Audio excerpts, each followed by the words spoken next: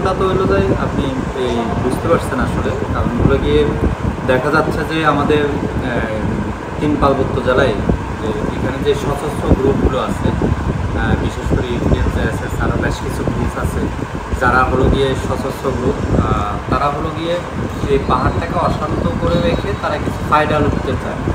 যেমন হলো এই দর্শনটা হলো গিয়ে একটা নাটক, কারণ দর্শনের বিপক্ষে সবাই আমরাও চাই যে দর্শন যদি হয়ে থাকে প্রকৃতপক্ষে এটার শাস্তি হোক, এটা শাস্তি হওয়া দরকার। হলো গিয়ে এটা হলো গিয়ে তারা একটা কৌশল, যে কোনো একটা ইস্যু তৈরি করে তারা এই পাহাড়ে অশান্তি সৃষ্টি করে। আর এখানে পাহাড়ে অশান্ত হলে তাদের একটা লাভ হলো গিয়ে তারা এখানে দাবি তুলতে পারে বাঙালিরা তাদেরকে নির্যাতন করে অথবা সেনাবাহিনী এখান থেকে হটাও, এই দাবিগুলো তারা এই সুবাদে তুলে আনে। তো এইটা হলো যে তাদের মূল লক্ষ্য, যে এটা পূর্ণ স্বায়ত্তশাসন চায় তারা এই পার্বত্য অঞ্চলটাকে দখল করতে চায়, তারা এই পার্বত্য অঞ্চলটাকে আলাদা একটা খ্রিস্টান প্রদেশ করতে চায়, যার কারণেই তারা এই মূলত এই ইস্যুগুলো তৈরি করে।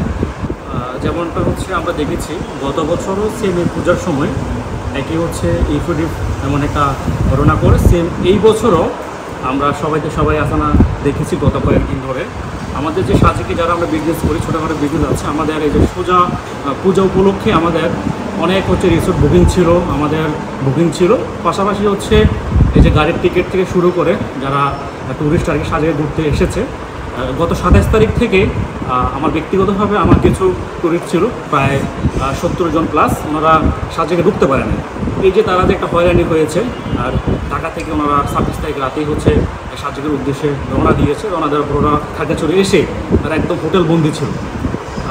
ওনারা হচ্ছে 29 তারিখে সেনাবাহিনীর নিরাপত্তায় ওনারা হচ্ছে ঢাকাতে চলে যায়। ওদের যেটা খুব একটা প্রকাশ করেছে, সাজেক এখন বর্তমানে পর্যটক একদম হচ্ছে শূন্য, সাজেকে এখন বর্তমানে কোনো পর্যটক নাই। তো আমি আশা করি যে হচ্ছে এটা যদি যত দ্রুত সম্ভব এটা যদি সমাধান হয়, আমাদের সাজেকে যেই পর্যটক খাত আছে সেটা আবারও আগের মতো করে আসানা ফিরে আসার জন্য আমি আহ্বান করব যারা আইনশৃঙ্খলা বাহিনী রয়েছে। এখন যে বর্তমানে যে পরিস্থিতিটা ক্রিয়েট করছে এটা একদম পরিকল্পিত একটা পরিস্থিতি। যে দর্শনের নাটকটা সাজানো হয়েছে 23 তারিখে, সেই 23 তারিখে একদম সুপরিকল্পিতভাবে ইউপিডিএফ কর্তৃক যে সূক্ষ্মভাবে তারা একটা নাটক তারা মঞ্চস্থ করেছে।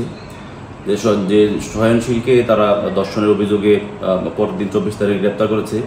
আজকে আমরা সিসি ফুটেজে দেখেছি যে সেই সহনশীল ওই উক্ত ঘটনার সময় সে খাগড়াছড়ি শহরে ছিল এবং তার বিভিন্ন সিসি ফুটেজ রয়েছে, এবং ডাক্তারের যে মেডিকেল যে রিপোর্ট, সেই রিপোর্টেও মেয়েটি দর্শনের কোনো আলামত নেই।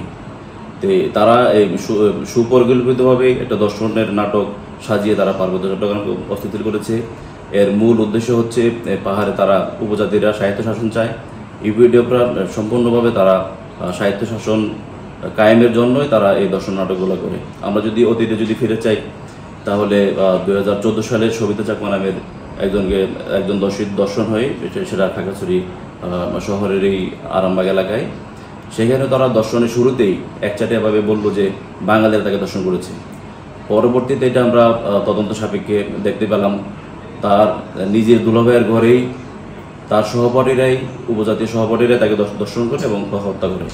এর পরবর্তীতে আমরা যদি যাই 2018 সালে মৃত্তিকা ত্রিপুরা নামের একজন ত্রিপুরা কিশোরী দর্শন হয় নয়পাল এলাকায়, সেখানেও তারা দর্শনের শুরুতেই একচাটিয়াভাবে বাঙালিদের উপর দোষারোপ করে।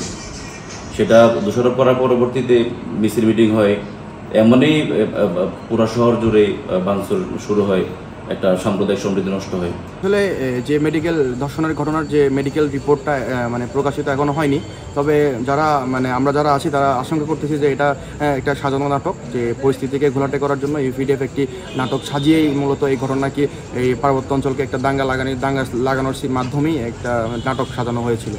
মূলত তারা সবসময় চায় যে এই পার্বত্য অঞ্চলকে অশান্ত করে রাখতে এবং বিভিন্ন ধরনের দাঙ্গা ফাসাদ লাগিয়ে এই পার্বত্য অঞ্চলকে সবসময় হচ্ছে যে একটি পাহাড়ি বাঙালির মধ্যে একটি দাঙ্গা সৃষ্টি করে তারা ফায়দা লোটার জন্য সবসময় এই চেষ্টা করে থাকে।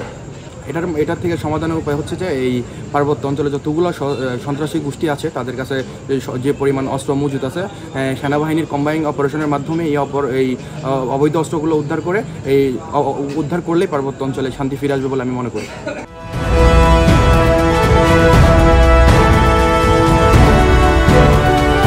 জনতা ইফতার টিভি, জনগণের আয়না।